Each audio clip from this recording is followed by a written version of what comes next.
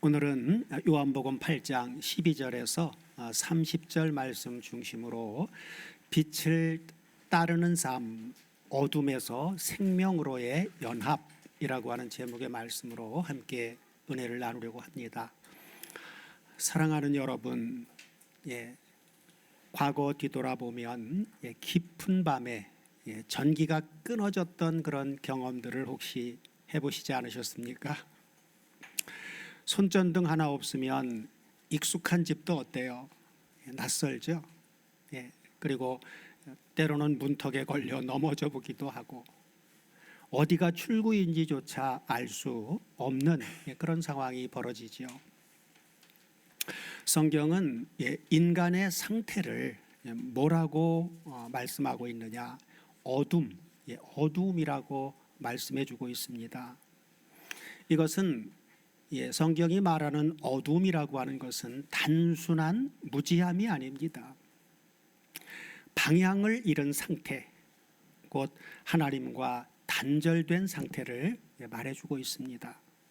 오늘 본문은 주님께서 어둠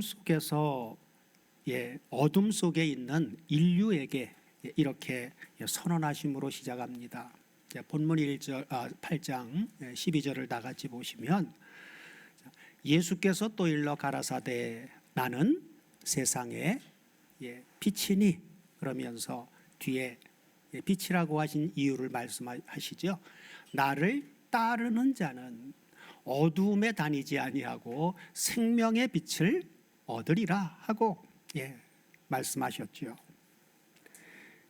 이 말씀은 단순한 위로가 아닙니다. 예수님의 정체성의 선언이며 동시에 하나님의 구속사 전체를 관통하는 선언입니다. 여기 예수님이 말씀하신 나는 세상의 빛이니 하신 에고에이미는 예수님이 요한복음에서 자기 자신을 드러내시는 계시로 사용하신 7개 중에 두 번째 에고에이미입니다.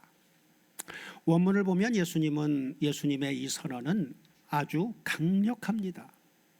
원문을 한번 보시면 뭐라고 나와 있습니까? 에고에이미 토포스 투 코스무 하고 말씀해 주고 있는데 이걸 직역하면 내가 바로 세상의 빛이다 하고 선언하신 것입니다. 아마 우리 앞에서 어떤 사람이 와서 내가 세상의 빛이다 그러면 어떻게 생각할 것 같습니까, 여러분? 상상해 보세요. 미친 사람 같겠죠? 인간이 그렇게 말하면 미친 사람입니다. 그러나 주님이 하신 말씀은 진실이지요. 그러니 사람의 생각으로 주님이 하신 말씀을 들었을 때에는 정말 말도 안 되는 미친 소리였어요. 성령의 감동에 의해서 하나님의 역사를 알고 구약 성경을 통해서 이분이 정말 메시아구나라고 하는 게 믿어진 사람들 눈에는 그리고 귀에는 이것이 진리의 말씀으로 다가오지만 육신의 생각으로 가득 찬 사람에게는 정말 하나님 앞에 아주 오만불손한 사람처럼 보여지는 그런 말입니다.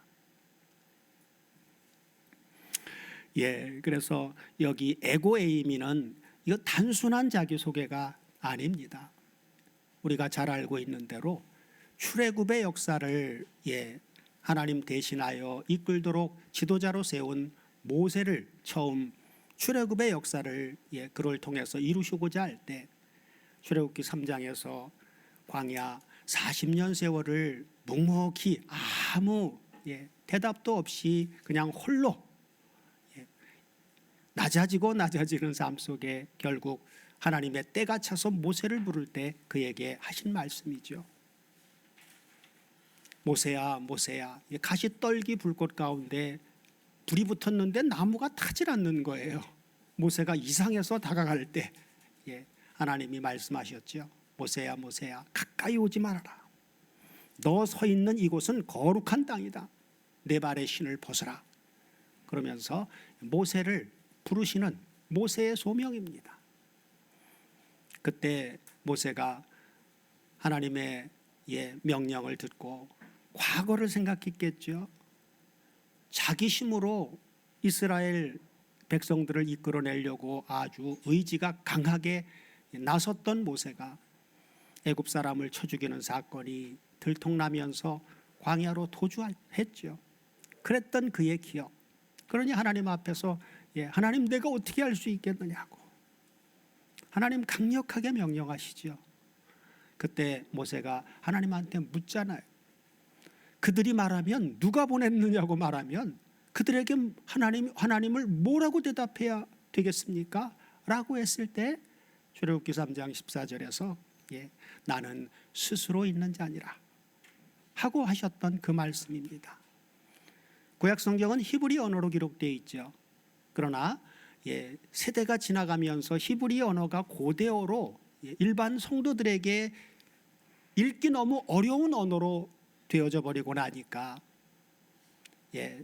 70인역 바로 헬라어로 히브리 언어로 기록된 구약 성경을 번역하는 작업이 70인에 의해서 번역되어졌는데 그때 이 부분을 헬라어로는 에고에이미 호온 이렇게 번역을 했습니다. 에고에이미 호온. 그래서 바로 주님이 선언하신 에고에이미는 바로 이 출애굽기 3장 14절과 직결되는 그런 표현입니다. 요한복음에서는 예수님은 반복해서 이 표현을 사용하십니다. 몇 번을 사용했다고요? 7번이나. 제일 먼저 요한복음 6장에서 35절에서 나는 생명의 떡이다. 그리고 두 번째로 오늘 본문에 나는 세상의 빛이다. 그리고 세 번째로 요한복음 10장 7절 9절에서 나는 뭐라고요? 양의 문이다. 그렇게 선언하셨고 그 다음에 10장 11절 그리고 14절에서는 나는 선한 목자다 라고 선포하셨고 14장 6절에서는 우리가 잘 알고 있는 대로 나는 길이요 진리요 생명이다 라고 선포하셨고 끝으로 7번째 요한복음 15장 1절에서 나는 참 포도나무 나는 진리의 포도나무다 라고 선언하셨죠. 이것은 예수님께서 바로 자기 자신을 하나님 자신의 현현 나타남으로 계시하신 것입니다. 오늘 본문에 이 선언이 선포된 장소는 초막절 기간에 바로 예루살렘 성전의 뜰입니다. 초막절 절기에는 밤마다 성전 뜰에 거대한 등불이 켜졌고 그리고 예루살렘 전체가 그 거대한 등불빛에 의해서 아주 밝아졌습니다. 이 기간에 이스라엘 백성들은 구약에 출애굽한 이스라엘 백성을 광야에서 불기둥으로 인도하신 그 하나님을 기념했습니다. 그 등불 아래서 예수님은 뭐라고요? 에고에이미 토포스 투 코스무 나는 세상의 빛이다 하고 선언하신 것입니다. 다시 말해 너희 조상들을 광야에서 인도한 그 빛이 바로 나다라고 선언하신 것입니다. 구속사적으로 보면 이것은 구약의 초막절은 지금 내 안에서 성취되고 있다라고 선언하신 것입니다. 자신의 정체성을 빛으로 선언하신 주님은 이어서 어떻게 말씀하십니까? 12절 후반부를 보시면 이렇게 나오죠. 나를 따르는 자는 어두움에 다니지 아니하고 무엇을요? 생명의 빛을 얻으리라 하고 말씀하십니다. 여기서 나를 따르는 자에서 이 따르는 이라고 하는 부분을 원문을 통해서 보면 헬라어 원형이 아콜루테오라고 나오는데 이것은 단순한 지적인 동의가 아니라 함께 같은 길에 있다. 함께 같은 길에 있다. 그리고 동행하다라고 하는 의미입니다. 그러므로 예수님을 믿는다라고 하는 것은 그분을 객관적으로 그냥 바라보기만 하는 그런 것이 아니라 그분의 길 안으로 우리가 들어가서 함께 걷는 것, 바로 연합입니다. 그리고 어두움에 다니지 아니하고 에서 다니지라고 번역된 부분도 원문을 보면 헬라어 원형이 페리파테오, 두루 다니다 라고 하는 의미인데, 이것은 바로 삶의 방식 그리고 인생의 방향을 의미합니다. 우리가 살아가는 삶의 방식 그리고 우리 인생의 방향, 무엇 때문에 사느냐. 그러므로 예수님과 연합한 사람은 더 이상 죄의 지배 아래서 방황하지 않고 더 이상 사망의 방향으로 걸어가지 않으며 새로운 존재 방식으로 살아갑니다. 정말로 예수님과 연합된 사람이라면. 또한 생명의 빛을 얻으리라 하신 여기에 생명은 요한복음이 사용하는 중요한 단어인데 헬라어로 조에라고 하는 단어입니다. 조에. 성경이 말씀하는 이 조에라고 하는 이 생명은 단순한 생물학적인 생명을 말하는 것이 아닙니다. 생물학적인 생명은 헬라어로 비오스라고 하는 단어가 또 있어요. 비오스. 이 조에라고 하는 생명은 하나님 자신 안에 있는 생명입니다. 하나님 자신 안에 있는 그 생명이에요. 그 생명으로 아들과 연합할 때, 우리 주 예수 그리스도와 우리가 연합할 때 주어지는 어떤 생명이에요? 영원한 생명을 말씀해 주고 있습니다. 조에는 영원한 생명이에요. 첫사람 아담을 만들 때 어떤 존재로 만들어졌습니까? 흙으로 빚어 사람을 만들고 그 코에 니시마트 하임이라고 하는 생기를 불어넣으니까 어떤 사람이 됐어요? 산 목숨적인 존재가 됐죠. 그때 아담에게 조회가 있었을까요? 없었습니다. 있었다면 아담은 죽을 수 없는 존재가 되는 거예요. 산 목숨적인 존재는 죽을 수도 있는 존재입니다. 그래서 선악과를 먹지 말라고 하는 거예요. 먹으면 죽으니까, 죽는다고 하셨다라고 하는 것은 산 목숨적인 존재는 죽을 수도 있는 존재다 그 말이에요. 그러나 주님이 생명의 빛을 얻으리라 하신 이 생명은 이걸 소유하게 되면 영원히 죽지 않는 존재가 되어지는 것입니다. 예수님은 그래서 빛이실 뿐만 아니라 생명을 낳는 빛, 곧 구속의 빛이십니다. 그러므로 생명의 빛을 얻으리라 해서 이 생명, 조에는 바로 하나님 자신의 생명이고, 그리고 빛은 바로 이 조에라고 하는 생명이 사람들이 인식할 수 있도록 드러난 상태를 말해주고 있습니다. 예수님의 성육신은 사람들이 인식하고 보일 수 있도록 드러난 존재죠. 생명의 빛이다라고 선포하는 거예요. 예수님의 지고하신 선언을 들은 어둠에 속한 바리새인들은 어떻게 반응합니까? 본문 13절을 다 같이 보시면 바리새인들이 가로되 내가 너를 위하여 증거하니 내 증거는 참되지 아니하도다 하고 말하고 있지요. 예수님의 존재를 육신적인 시각으로 보니 그들이 알고 있는 예수님의 출생의 사건은 다 알고 있죠. 나사렛 목수의 아들로.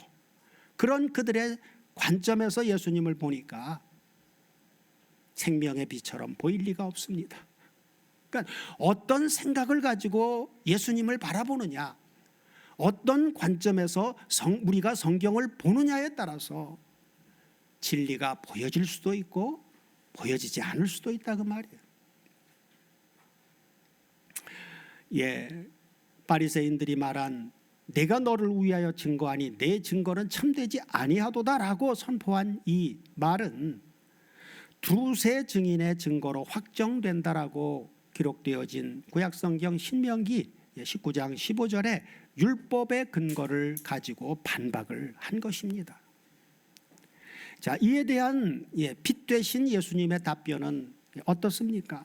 자, 14절 본문 14절 연결해서 보시면 예수께서 대답하여 가라사대 내가 예수님이 말씀하신 내가 나를 위하여 증거하여도 내 증거는 어떻다고요?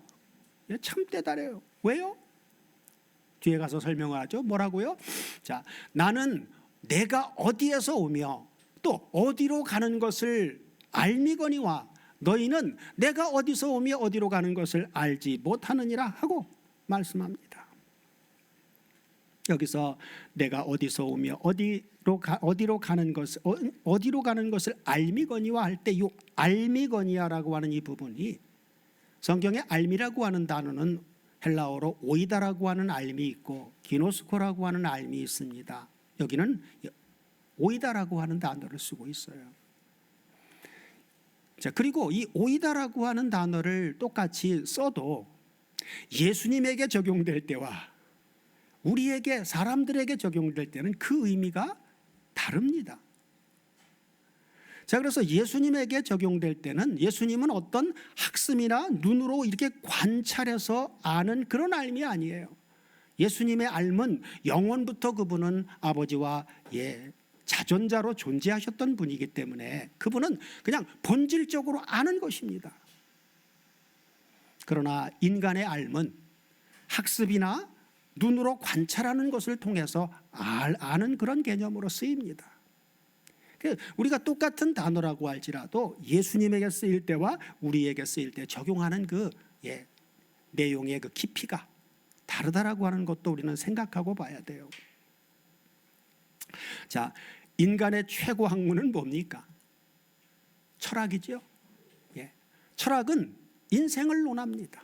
그래서 그들은 어떤 문제를 제기해 놓고 그 답을 찾기 위해서 계속 사고를 합니까?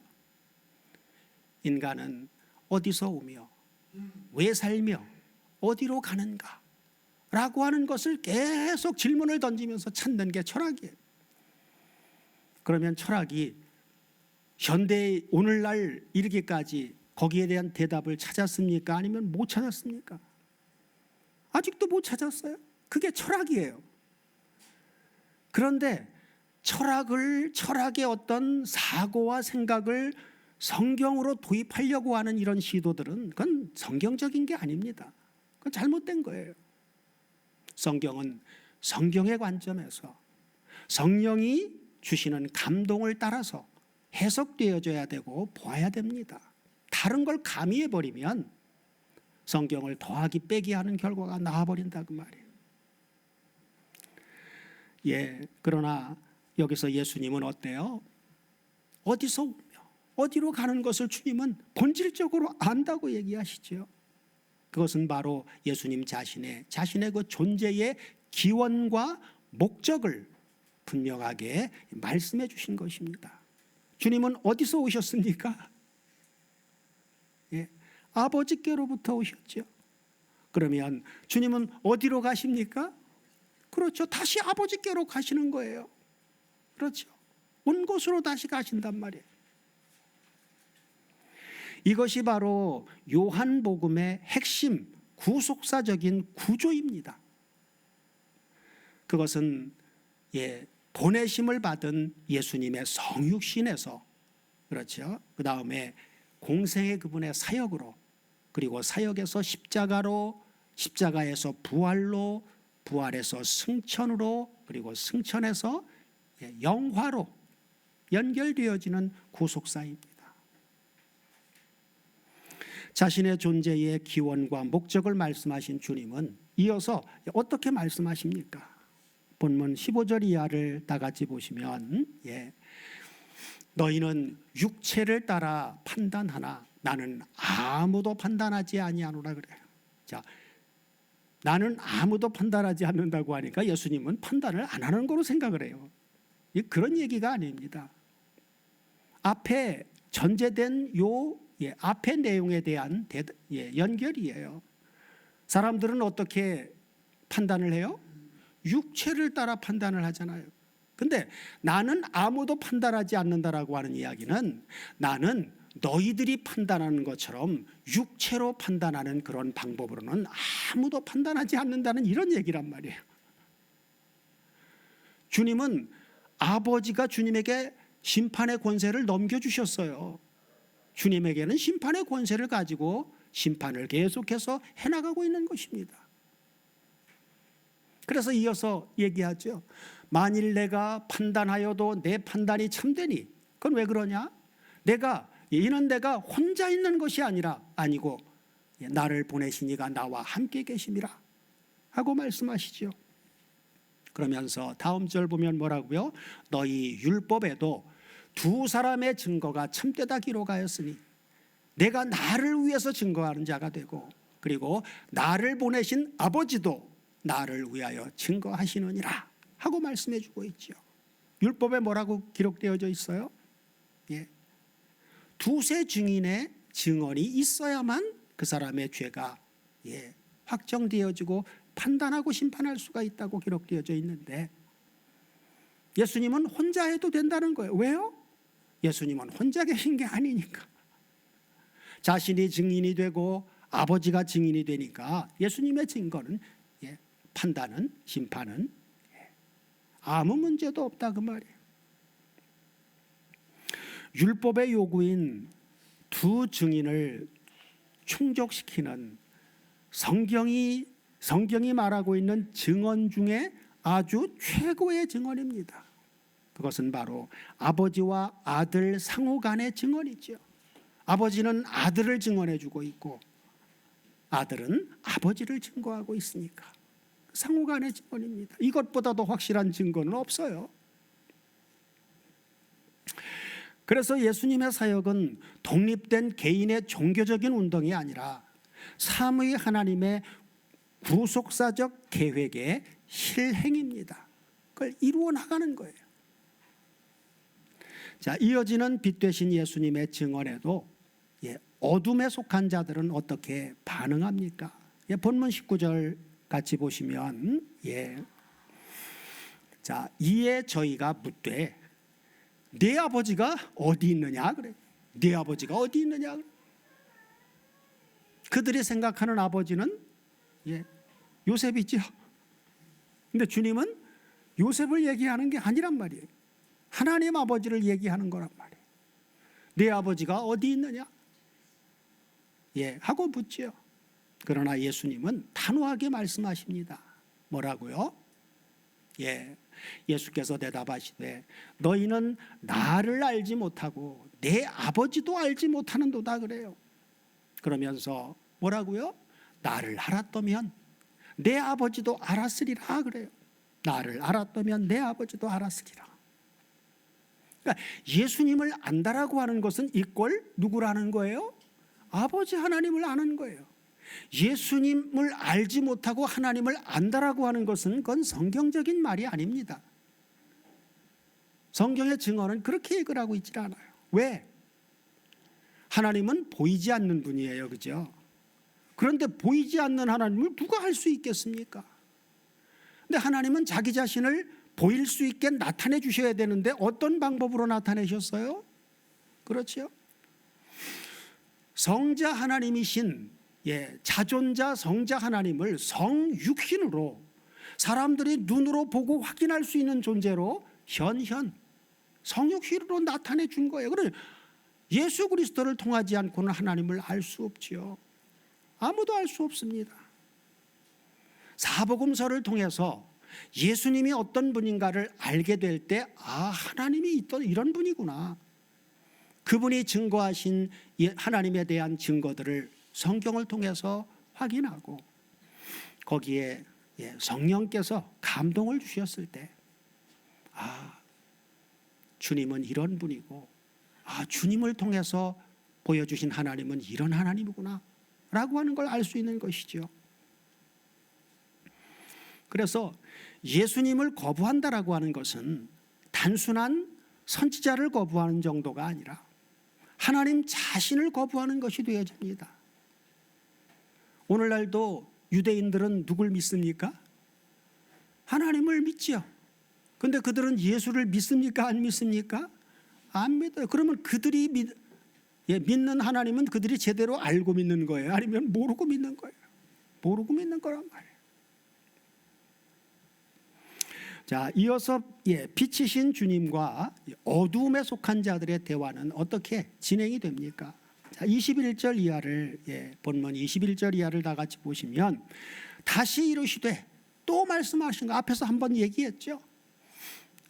내가 가리니 너희가 나를 찾다가 너희 죄 가운데서 죽겠고 나의 가는 곳에는 너희가 오지 못하리라. 자, 그랬더니 유대인들은 어떻게 반응합니까? 유대인들이 가로되 저가 나의 가는 곳에는 너희가 오지 못하리라 하니 저가 뭐라고요? 자결하려는가 하네요. 저가 자결하려는가. 우리가 앞서 나눈 7장 33절 이하에도 보면 주님이 나를 보내신 이에게로 간다고 말씀하시니까 그때 그들의 반응은 어땠느냐? 자, 헬라인 중에 흩어져 사는 자들에게 가서 복음을 전하려고 하는가? 그렇게 생각을 했어요. 그런데 8장에 와서는 뭐라고요? 자결하려는가? 저가 자결하려는가? 자살하려는가? 자, 그랬더니 예수님 23절 뭐라고 대답하십니까? 예수께서 가라사대 너희는 어디서 났어요? 아래에서 났고 나는 위에서 났으며 너희는 이 세상에 속하였고 나는 이 세상에 속하지 아니하였느니라 하고 말씀합니다.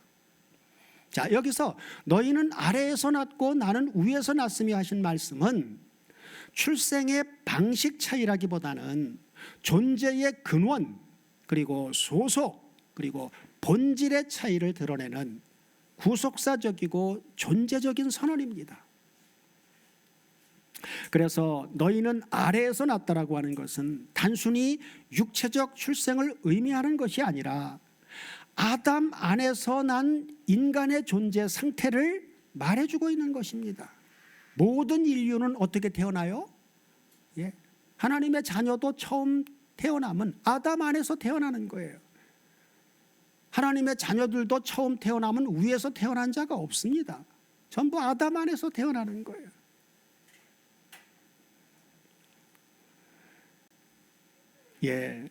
다시 말해서 아담 안에서 태어난다는 것은 죄와 죽음의 지배 아래 있는 존재, 그리고 시간과 육체 그리고 세상의 가치에 규정된 존재를 의미합니다.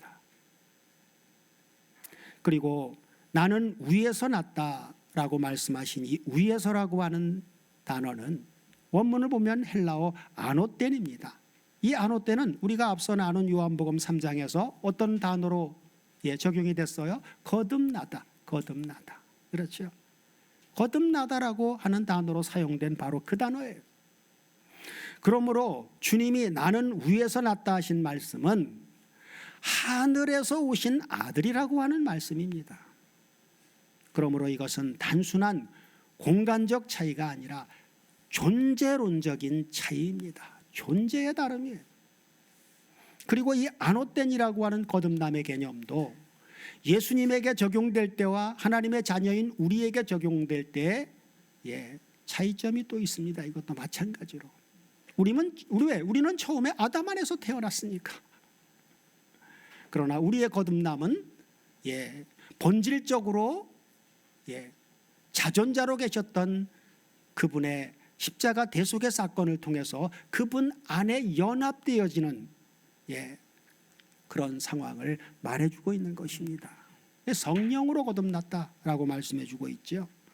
자, 인류는 아담 안에서 왔고 예수님은 아버지 안에서 오셨습니다.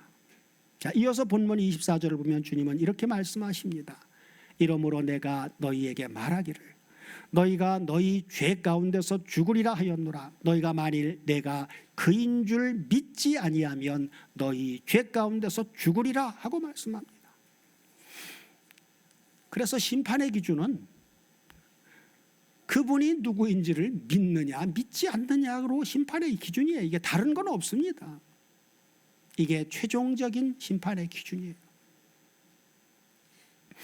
여기 내가 그인 줄이라고 하는 부분도 원문을 보면 호티 에고 에이미라고 되어 있어요. 다시 한번 에고 에이미가 사용됩니다.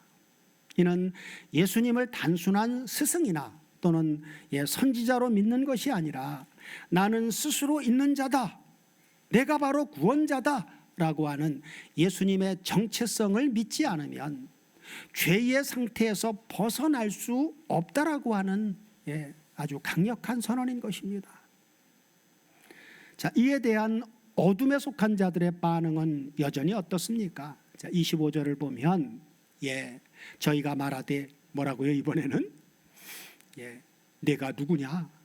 요한복음의 핵심은 내가 누구냐를 밝혀주기 위해서 기록된 거예요. 예수님이 누군가를 밝혀주기 위해서 하고 여전히 되묻죠. 이어지는 예수님의 대답은 예수께서 가라사대 뭐라고요? 나는 처음부터 너희에게 말하여 온 자니라 하고 말씀합니다. 이것은 난해해 보이지만 원문으로 보면 이렇게 우리가 이해할 수 있습니다. 헬라어에는 텐 아르켄 호티 카이 랄로 휘민 이렇게 나와 있어요.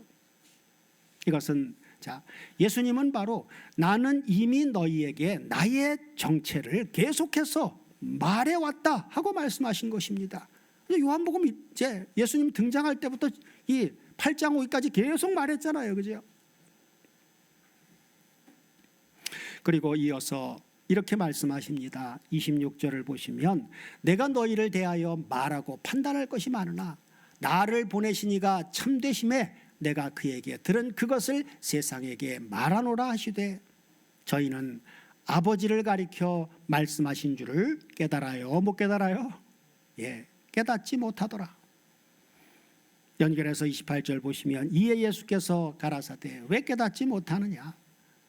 너희는 인자를 든 후에 내가 그인 줄 알고 또 내가 스스로 아무것도 하지 아니하고 오직 아버지께서 가르치신 그대로 이런 것을 말하는 줄도 알리라 하고 말씀합니다. 예수님이 누구신 줄을 아는 시기를 어느 때로 주님은 말씀하십니까?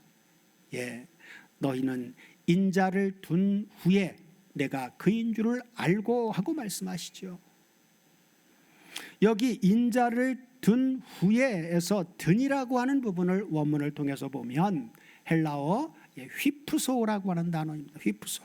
그 의미는 높이다, 들어 올리다 라고 하는 의미로 요한복음에서 이 단어는 뭘 가리킵니까? 십자가를 가리킵니다. 이 휘프소라고 하는 단어가 제일 먼저 요한복음에 쓰인 데가 요한복음 3장 14절이에요. 모세가 광야에서 뱀을 든 것 같이 인자도 들려야 하리니 할 때 그 들려야라고 하는 부분이 휘프소입니다. 그리고 두 번째가 바로 오늘 본문에 쓰인 거예요. 이것은 바로 역설이죠. 역설입니다. 가장 치욕스러운 십자가 처형이 하나님의 아들이 누구신지를 드러내는 계시의 순간이 된다는 것입니다.